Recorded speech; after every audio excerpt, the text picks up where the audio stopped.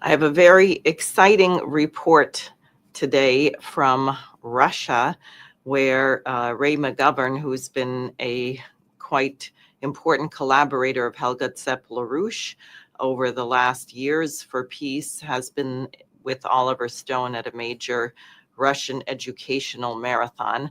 I'll get to that shortly. It is May 2nd. I'm Diane Sare, president of the LaRouche organization, with your morning update. So first of all, it probably will come as no surprise to most of you that it seems to actually be the case that the massive blackouts that hit Spain, Portugal, and part of France a few days ago were most likely the result of Spain's insistence on moving to quote unquote renewable energy. I don't know why they call solar and wind renewable, just because the sun and wind will be here for a long time. The components that are used in making solar panels and wind turbines are not renewable. They're very hard to produce, and they're not biodegradable, and they're very destructive, and they also don't produce reliable energy, as we see repeatedly. Spain gets 43% of its electricity from such sources, 20% from nuclear. So that should be a lesson to all those who are thinking of going that way. Now, otherwise, there's a major cabinet reshuffle in the United States, and I'm just going to bring up here the latest from President Trump's Truth Social account earlier today. Mike Waltz has been removed or stepped down as National Security Advisor. Remember, he is the person who supposedly invited the Israeli Defense Forces journalist Jeffrey Goldberg to be on that signal chat. Trump says, "I am pleased to announce that I will be nominating Mike Waltz to be my next United States ambassador to the United Nations. I will say he certainly couldn't be worse than Elise Stefanik." Going on. From his time in uniform on the battlefield, in Congress, and as my national security advisor, Mike Waltz has worked hard to put our nation's interests first. I know he will do the same in his new role. In the interim, Secretary of State Marco Rubio will serve as national security advisor while continuing his strong leadership at the State Department. Together, we will continue to fight tirelessly to make America and the world safe again. Thank you for your attention to this matter. So that comes from President Trump. Now, in another post today, not so good, and I'm not sure what this actually is. I'm not sure what this indicates. This is on Iran. Alert. All purchases of Iranian oil or petrochemical products must stop now. Any country or person who buys any amount of oil or petrochemicals from Iran will be subject to immediately secondary sanctions. They will not be allowed to do business with the United States of America in any way, shape, or form. Thank you for your attention to this matter, President Donald J. Trump. Now,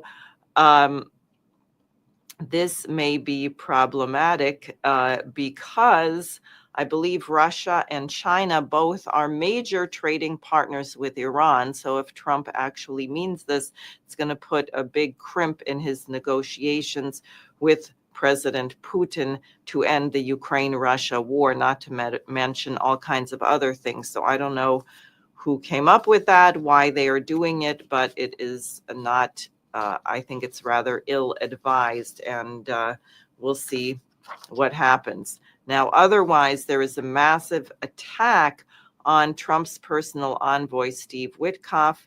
You see here the New York Post, which really must be a pro-British imperial Zionist piece of garbage. And they have an article headline, "Steve Witkoff shouldn't be leading Iran-Russia negotiations, allies and insiders say."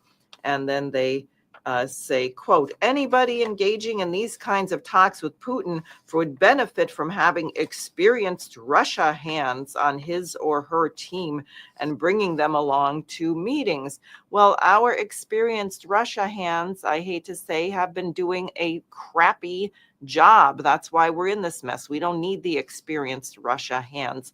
We need people who can hear, who are pragmatic, who listen, and who will convey accurately the truth of the situation. And I think Steve Witkoff is doing a remarkable job. He also was attacked by John Bolton, who sabotaged Trump's talks with North Korea. So being attacked by John Bolton should be a sign that you're doing well. And I think that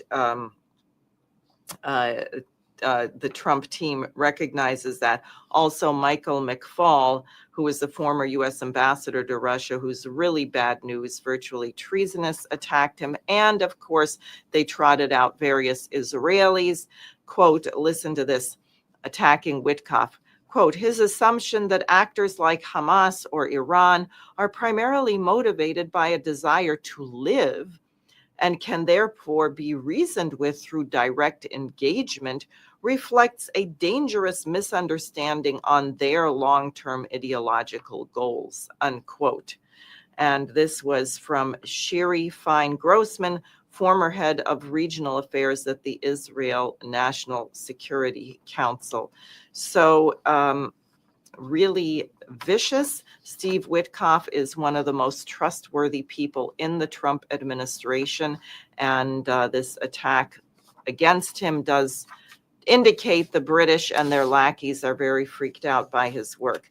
Now, finally, what I want to go to is a very exciting initiative by President Putin to hold a 3-day education marathon in Russia. And this is just absolutely remarkable. And I'll show you just the first, a little bit of the press coverage. Movie icon Oliver Stone, ex-CIA officer, to take part in Russian educational marathon. And they talk about the fact that Ray McGovern and Oliver Stone are there.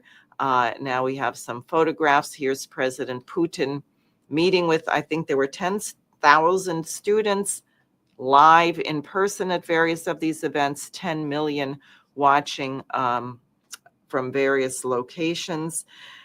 And the first day was opened by the Prime Minister of Russia, Mikhail Mishustin, who spoke on the topic, the economy of victory, the industrial breakthrough of the USSR 1941 to 1945, and the achievements of modern Russia. And he talked about the creation of Laboratory Number 2 under Igor Kurchatov, which began work on the atomic bomb. And he said this work then led to the development of atomic energy with the first ever nuclear power reactor developed by Russia.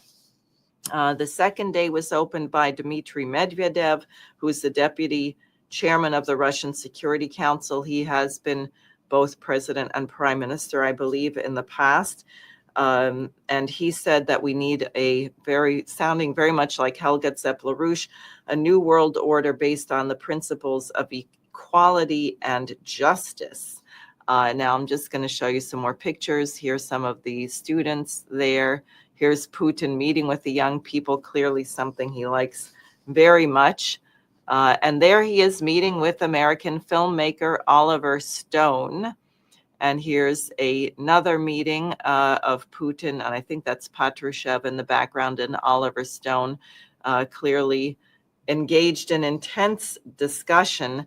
And apparently what is reported is that the high point of the meeting were the speeches by Oliver Stone, the Americans present, and Ray McGovern, who said that he had been studying as a CIA analyst U.S.-Russia relations for 60 years, and that he had been greatly saddened when he discovered that the Soviet Union had lost 27 million lives in World War II, the Great Patriotic War, as it is called. 1 out of 6 Russians died in that war. Every family has members who perished at the hands of the Nazis in that war. That is why this Victory Day, the 80th anniversary, is so important in Russia, and the war would not have been won without that incredible sacrifice.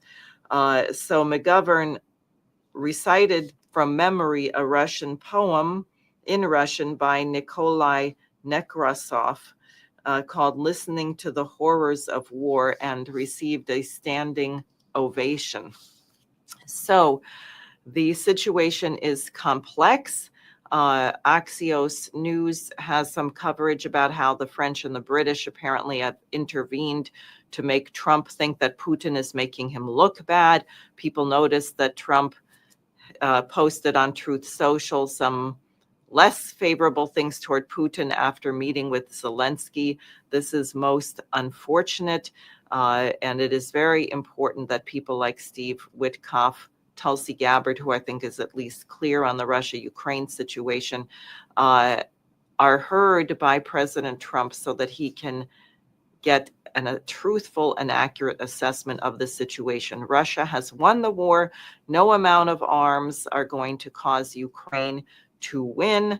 It was a mistake to be backing up Ukraine, as Obama and Trump and Biden did. Remember, Trump talks about sending Ukraine the Javelin missiles. So people have had a lot of confusion about this war.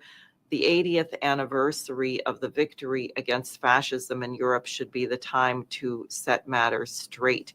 So thank you for listening. I hope everyone here has registered for the Schiller Institute conference on May 24th and 25th in the New York metropolitan area, in person or online. And as always, please donate and subscribe to the LaRouche organization.